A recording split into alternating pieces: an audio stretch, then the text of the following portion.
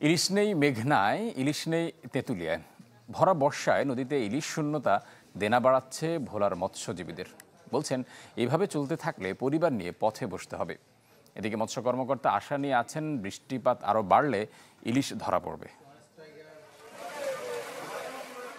বর্ষায় টৈটম্বুর ভোলার মেঘনা তেঁতুলিয়া নদী, তাই তো জাল আর নৌকা নিয়ে চষে বেড়াচ্ছেন জেলেরা।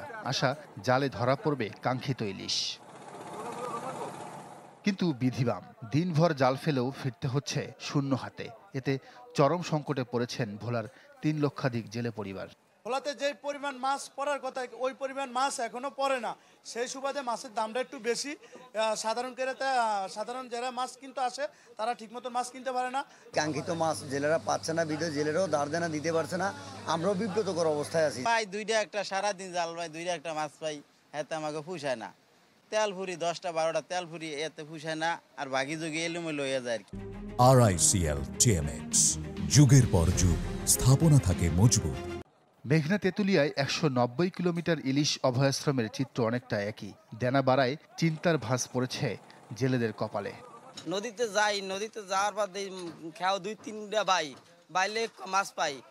মাছ পাই, যা বেচা কিনি হয় তাতে আমাকে তেলের খরচ পোষে না।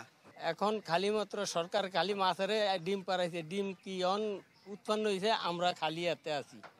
এখন আমরা দেনা ফেনা হয়ে গেছি। ইলিশ না পাওয়ার জন্য নদীর মোহনায় জেগে ওঠা ডুবোচরকে দায়ী করলেন মৎস্য কর্মকর্তারা।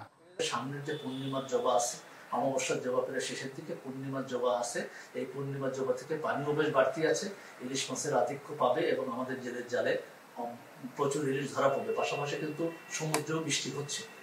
আমরা ইতিমধ্যে খবর পেয়েছি আমাদের সমুদ্র এবং মোহনাতে কিন্তু জেলেদের জালে ঝাঁকে ঝাঁকে ইলিশ আসছে।